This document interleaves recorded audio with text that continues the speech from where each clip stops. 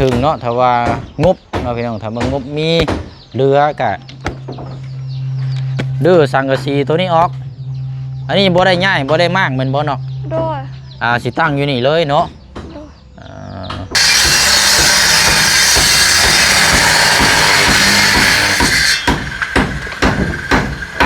มอบให้ทางพอสร้างเนาะพอสร้างครับเอาเนาะโอเคเอาเดี๋ยวอันขออนุญาตจับในทางป๊อปปูกันซื้อข้าวกินเท่านั้นกับบ่มีเนาะซื้อน้ำให้แน่ลูกไผ่มีลูกชาย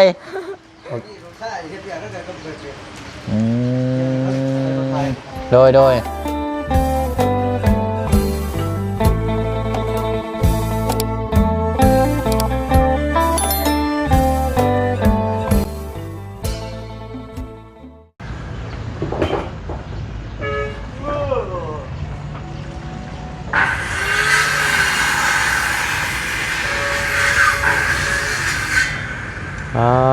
บ่แล้วก็เกือบแล้วพี่น้องเนาะสำหรับทางติดวงกบหรือว่ารอบๆข้างนอกเนาะข้างในนี่น่าจะยังพี่น้องน่าจะเก็บตกมืออื่นเมื่อเช้านี่ก็พูดคุยหลังไม้เนี่ยก็ถือว่า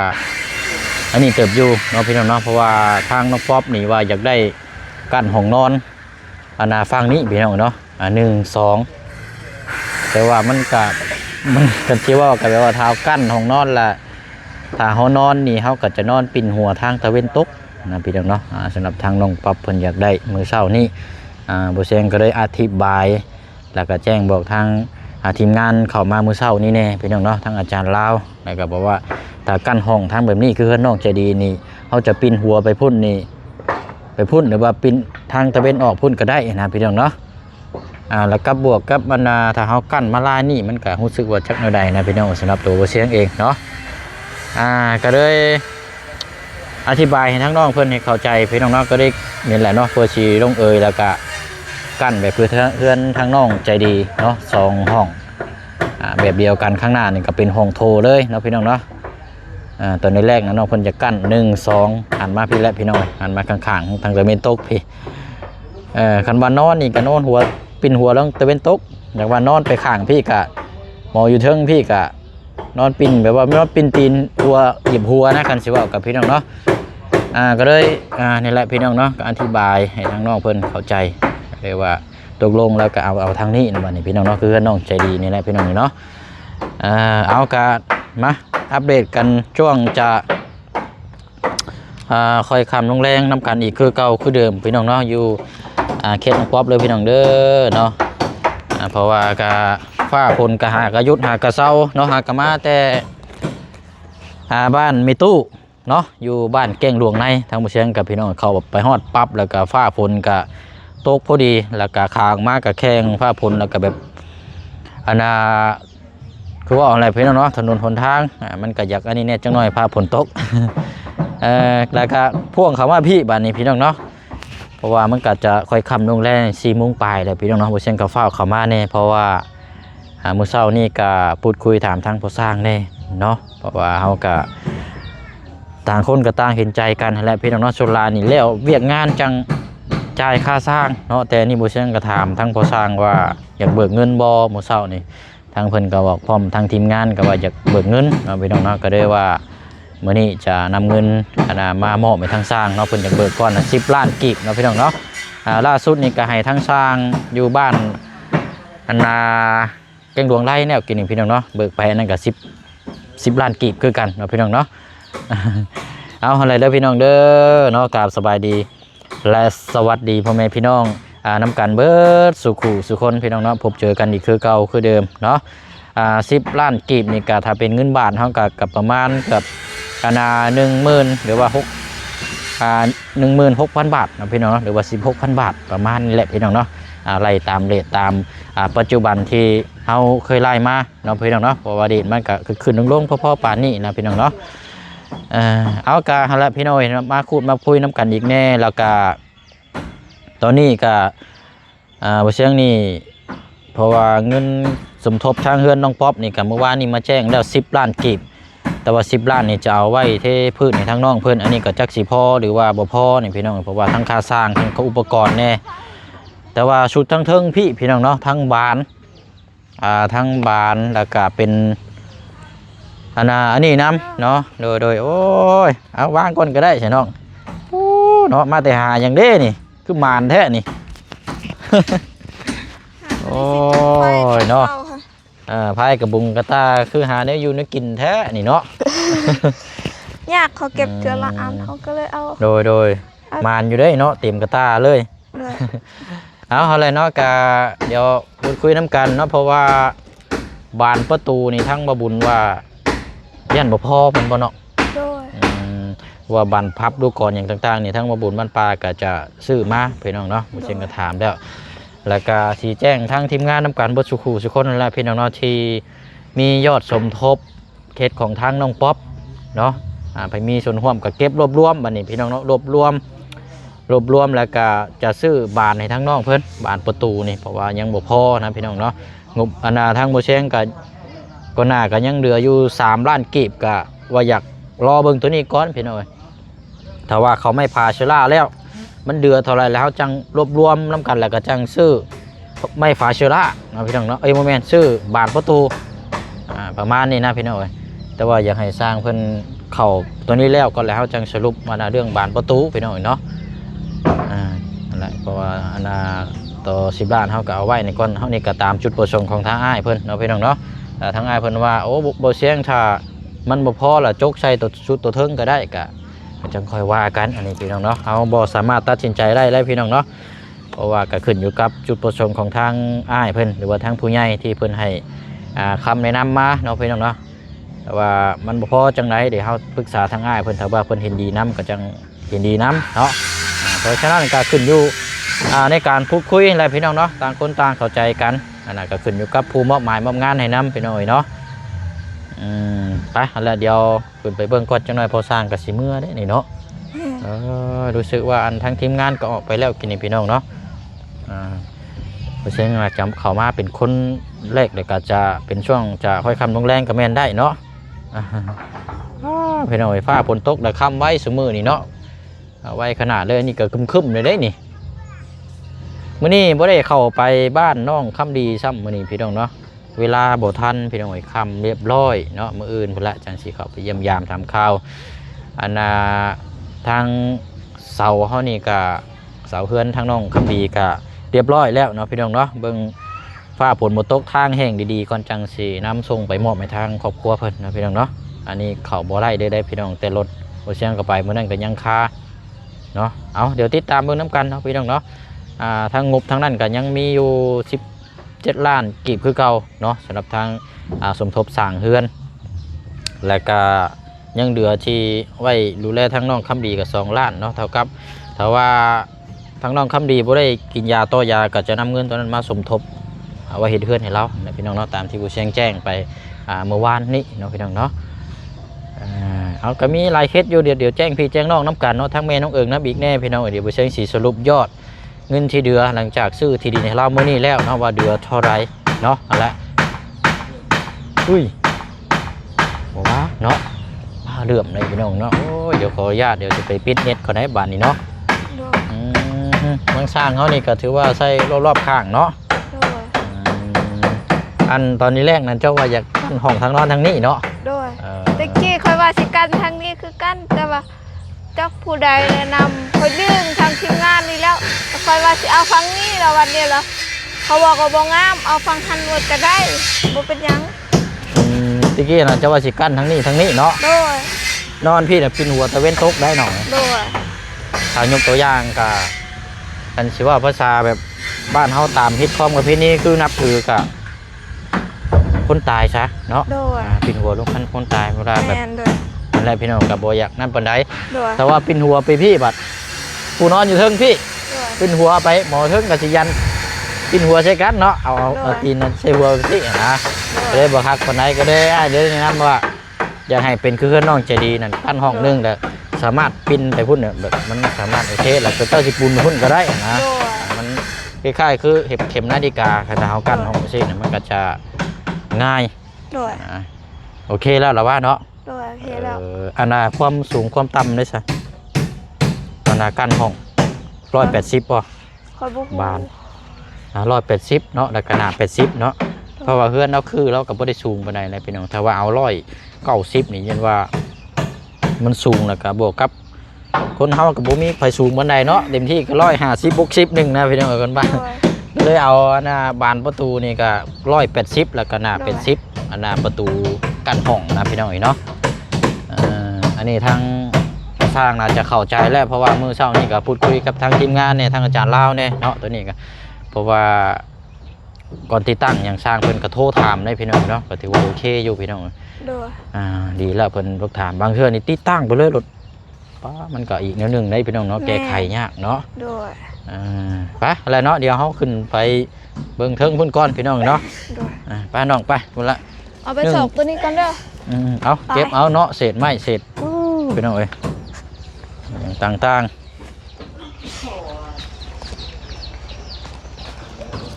อันนี้ก็เพื่อนหลังเก่าอยู่นี่ก็ถ้าว่าก็ถึงเนาะถ้าว่างบเนาะพี่น้องถ้ามันงบมีเหลือกะดื้อสังกะสีตัวนี้ออกอันนี้บ่ได้ง่ายบ่ได้มากเหมือนบ่เนาะ โดย สิตั้งอยู่นี่เลยเนาะ โดย ถ้าว่าอยากให้งามให้ดีกว่านี้นี่ห่วยลื้อตัวนี้ออกคันว่านั่นก็เอาผ้ากระจาดมาใส่ก็งามอีกได้ แม่ เพราะว่าหนึ่งมามันสังกะสีมันเนาะอย่ามันบาดอย่างไรพี่น้องคือเขามองเห็นนี่แหละ บาดตลอดเวลาหมูขึ้น เพราะว่าเขาเจ้าจับบอลเขาเฮ็ดประตูหันเด้ โดย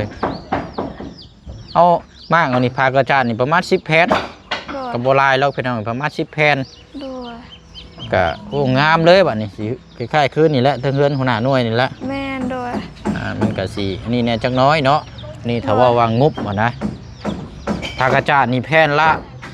ใบแผ่นละ100,000 กีบบ่เสียงซื้อมาให้ทางครอบครัวได้แหละพี่น้อยตอนนั้นนะถ้าว่า10 แผ่นก็สิอยู่ประมาณ 2,000 บาท โดย 2,000 บาทเนาะเผื่อไว้ซะก็น่าจะพอพี่น้องเฉพาะผ้ากระจาดแล้วก็เฮาเฮ็ดเอาเองเนาะเฮาบ่ต้องจ้างนะ แม่นโดย 2,000 บาทนี่เปลี่ยนดมล่างออกงามเลยเนาะ โดย โอเคไปบัดนี้ไปพุ่นก่อนโอ้ยนับวันเวลาอะไรพี่น้องเนาะทั้งนี้ก็ความสำเร็จเนาะคันสิว่าก็ขึ้นอยู่กับสร้างขึ้นอยู่กับผู้เบิ่งผู้ดูแลงานได้พี่น้องเนาะสีงามสีเกลี้ยงสีก้อยชำใดกันเพราะว่านี่เนาะ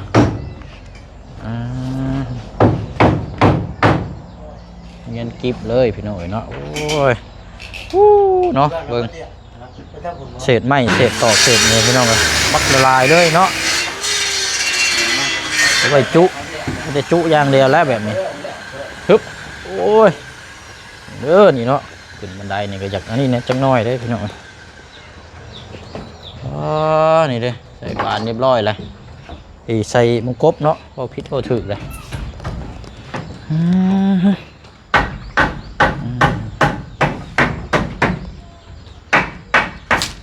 โอเคพี่น้องครับ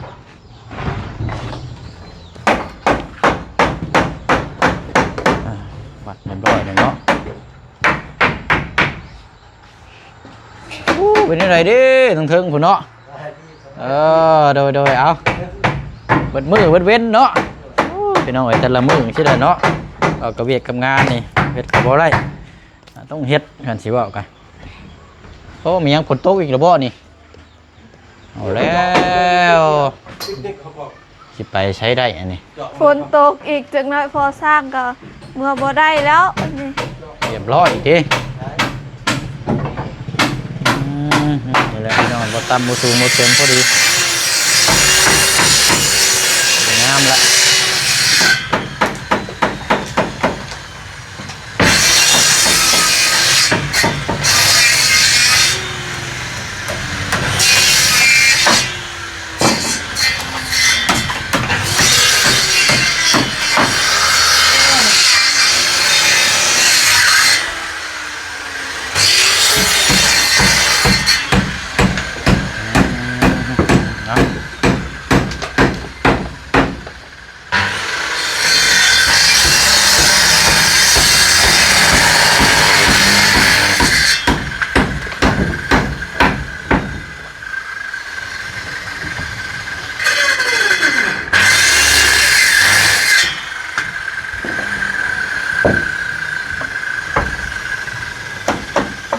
เนาะคำมืดเดี๋ยวเนาะได้เวลาฟ้าฝนก็มาเลยแล้วนี่พี่น้องเนาะลอยเลย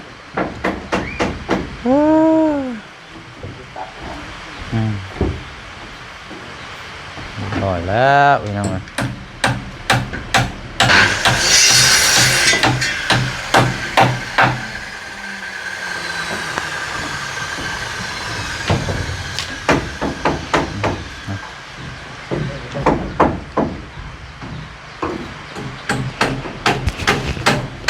ตูเฮานี่กาจี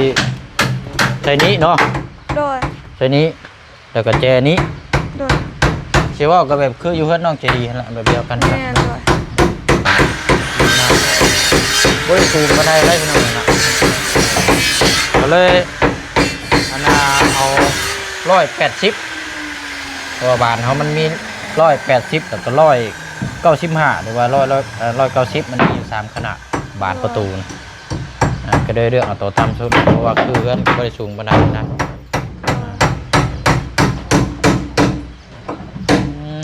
กำลังเร่งอยู่เนาะนั่นเรียบร้อยแล้ววะอันนี้ยังทันได้แล้วเนาะด้วยยังสิกบอีกเลยเนาะแม่นว่ากบรอบข้างมองที่ว่าที่ใช่อันน่ะยังก็ตั้งมงกบก่อนเนาะโดยนะ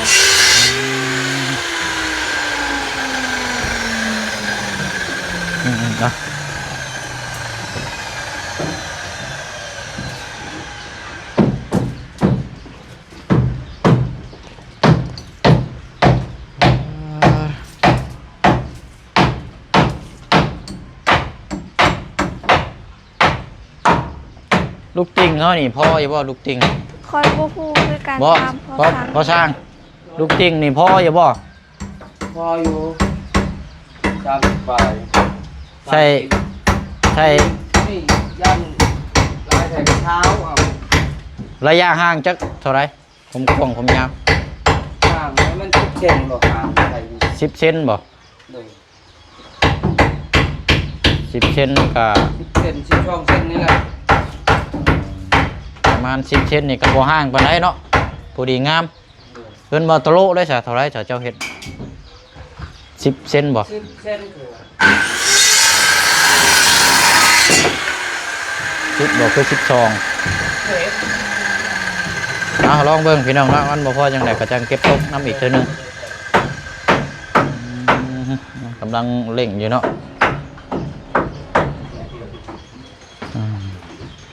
บนนี้ยันเก็บตกตัวนี้ก็แม่นเข้าพาเลยด้วย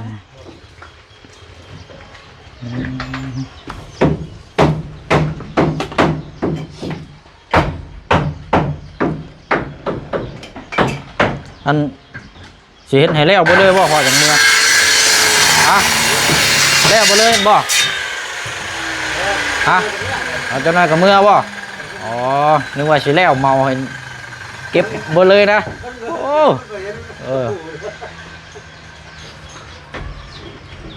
ก็สิว่างั้นมันเป็นงานตัดเนาะงานตัดแล้วตัดอีกตัดแล้วตัดอีกเพิ่นสิแล้วแต่ละข้างเพิ่นสิแล้วแต่ละจุดมันก็บ่แม่นง่าย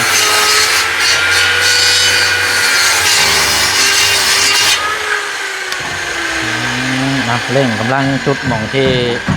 อันนี้แหละพี่น้องที่จะเป็นซอยกันเนาะโอ้เห็ดเนียนกิบเนาะเนียนคันดีนี่เนียนหมดเลยตัวนี้ยังมาทันได้ต่อเนียนครับ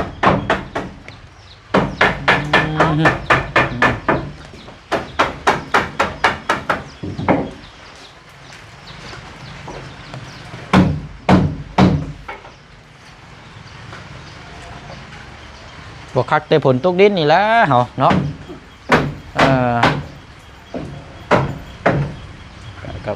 คือว่าช่วงหนึ่งก็คือว่ายุดแล้วเนาะยุดช่วงยาวๆบางหันแล้วกลับมาอีกเลย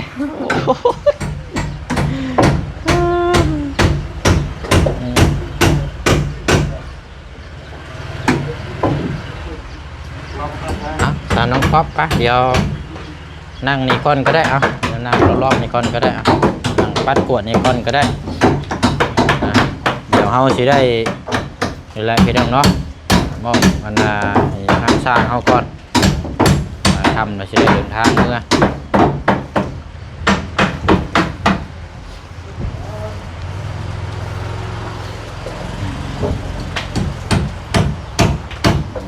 เก็บเมียนแล้วบาดโอเคเอาได้แล้วฮะเนาะพอรบกวนนี่เด้อเสยเด้อเอานั่งก่อนนี่แหละพี่น้องเอ้ยเป็นเครื่องอุปกรณ์เนาะ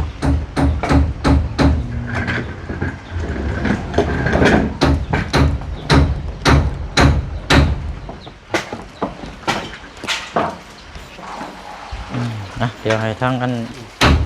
นี่ได้เนาะเอาน้องป๊อปยับมันก็ได้เดี๋ยวสร้างตัวสีมอบโอเคประมาณนี้โอ้ยเนาะไม่นี่เรือลายนี่เฮ็ดเตียงเนาะเฮ็ดเตียงนั่ง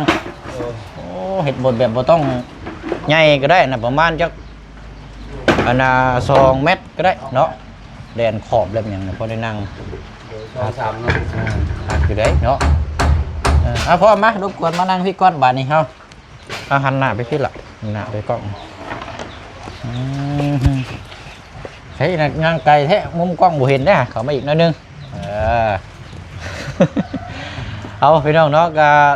ตามนั่นแหละเพราะว่าเมื่อเช้านี่ก็ว่าอยากเบิกเงินเนาะโดยทางบททางมวลน่ะเฉพาะชุดเชิงนี่ก็เฮาคุยก่อนหน้านั้นอัน25 ล้านกีบพี่น้องเนาะแต่ว่ามันมีเพิ่มมาทางนี้บ่เช่นก็ได้คุยกับทางอ้ายเพิ่นน่ะทางผู้ใหญ่เนาะแล้วก็เห็นดีความชอบนำกันนั่นแหละพี่น้องก่อนมีเพิ่มก็ได้พร้อมอันเพิ่มให้ทางพ่อคนนี้พร้อมทีมงานนี่เป็น26 ล้านกีบแต่ว่ามามื้อนี้ทางพ่อเพิ่นสิเบิกเงิน10 ล้านเนาะ26เดี๋ยวเบิก10เดือนเท่าไหร่ล่ะ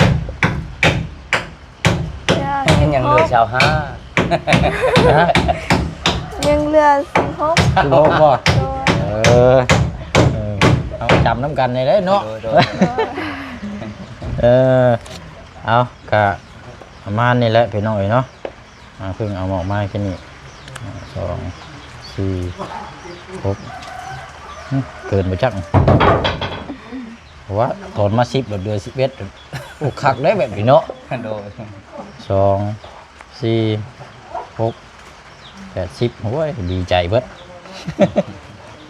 เอาอันนี้ก็เป็นเงินทางอันไอ้รองเด้อเพิ่นก็เป็นคนลาวเฮานี่แหละพี่น้องแต่ว่าอยู่อเมริกาเนาะอยู่ทางต่างประเทศพี่น้องเนาะเพิ่นได้สดซอยเนาะเอายกมือเอาแล้วล่ะเด้อแล้วก็มอบให้ทางก่อสร้างเนาะก่อสร้างครับเอาเนาะโอเคเอาเดี๋ยวอันขออนุญาตจับในทางป๊อปจับในเฮาอันมองกล้องในเฮาเนี่ยยกมือก่อนพี่น้องจะมาจอโอเคนั่นแหละเนาะนับเบิ้งแล้วพอเด้อนับเบิ้งก่อนก็ได้เงินมาแต่นั้นมันก็จบยันว่าพอเขาหับน้ำข้าเจ้าก็บ่ได้นับนั่นแต่ว่า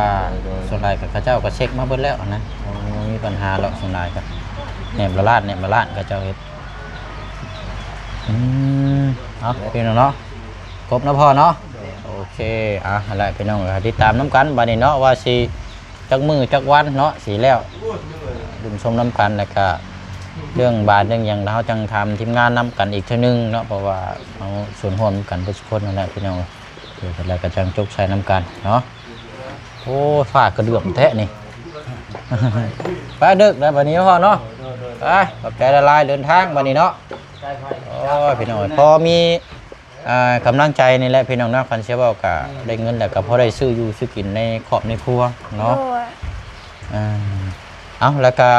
เดี๋ยวถ่ายคลิปเนาะอันน่ะทั้งเป็นชีปารุ่งถามว่าลายก็เดี๋ยวถามก่อนพี่น้องอยากให้ทั้งน้องป๊อปนี่อันนี้บ่สันเฮ็ดกับข้าวกับน้ำให้ทั้งสร้างน้ำอยู่บ่อยู่ในกินมื้อนี้หันครัวไข่ให้ทางพอสร้างเพิ่น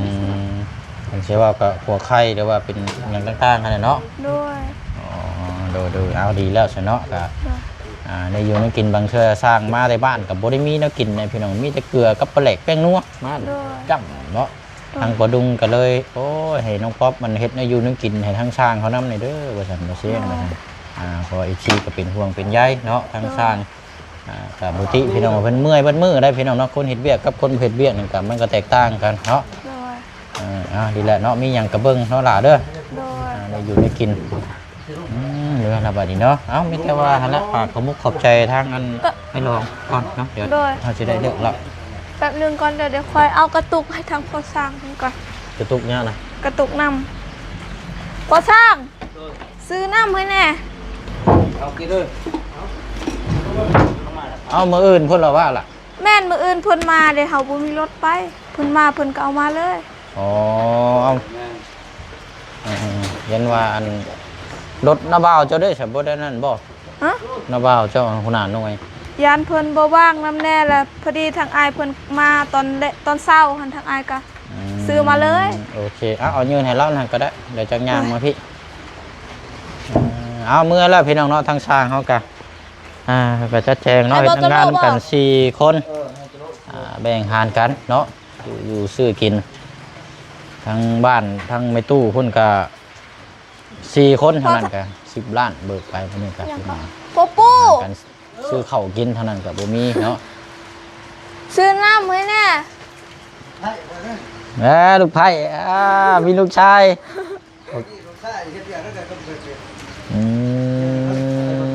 โดยลูกชายผู้บวชหันบ่ บ่สำนีผู้นึงอีกเป็นอ้ายครบ อ๋อ ฝากซื้อน้ำให้แน่เด้อ ห่วยสิบ่แม่นเป็นลูกไผ่ซะบ่บัดนี้ อยู่ไสน่ะลูกชายเจ้าอยู่ไสเดี๋ยวนี้บ่ ตะกี้เฮ็ดอยู่น้ำเย็นเฮ็ดขายปูนมันนักหลายไปจ้อยไปหาศพใหม่ เดี๋ยวนี้เราอยู่ไสซะเดี๋ยวนี้น่ะ ก็ไปอยู่น้ำพี่น้องอยู่สวรรค์ อยู่สวรรค์พุ่นบ่โอ้ อยู่นี่มันนักหลาย เอามื้อใดมื้อหนึงนึงเธอขึ้นมาก็มาเยี่ยมเนาะ นี่นึงคนแล้วจะมาเป็น โดยเอาสาพี่น้องเนาะเว้าแซวกันเนาะทางอันสร้างเกตเนาะพี่น้องเนาะเรามีลูกชายว่าฉันเราแซวทางน้องป๊อปลูกไผ่เขาได้นี่เราว่า เอาหั่นแหละเด้อบ่มีหยังหลายมีแต่ว่าฝากขอมุกขอบใจทางไอ้รองเด้อขอขอบใจเพิ่นเนาะ โดยก็ขอบคุณทางไอ้รองขอไอ้รองไปไซมาไซเดินทางปลอดภัยเด้อขอให้ร่ำรวย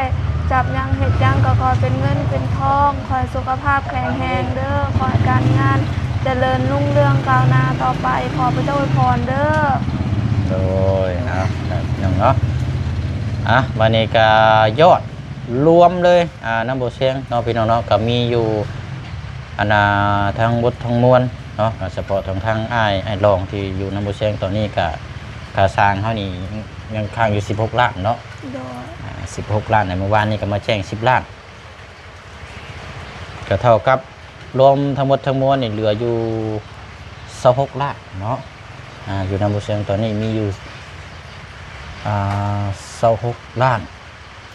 โบแมนอะไรพี่น้องเนาะ26 ล้านกับตัวนั้นเหลืออีก3 ล้านเนาะเหลือไม่ฟาชล่าเนี่ย เป็นปะ พอไอ้ฮักออกแล้ว โดย นี่ละ26 27 28เหลืออยู่29 ล้าน โดย เนาะเหลืออยู่29 ล้านพี่น้องเอาเราติดตามเบอร์น้ำกันเนาะพี่น้องเอ้ยตอนใดมันพอจังใดครับกับปรึกษาทางผู้ใหญ่เนาะ โดย มันขึ้นอยู่กับเพิ่นนั่นแหละพี่น้องเนาะเฮาสิเฮ็ดหยังเฮาก็ต้องถามเพิ่นเนาะบ่แม่นว่าสิออกความคิดเห็นเองนี่บ่ได้พี่น้องเนาะ โดย มันก็เฮาต้องถามผู้ผลิตเพิ่นซอยเนาะจะดีที่สุดเนาะไปวันนี้เนาะล่ำลาก่อนพี่น้องถ้าบ่ค่ำบ่มืดพูนก่อนบุกไป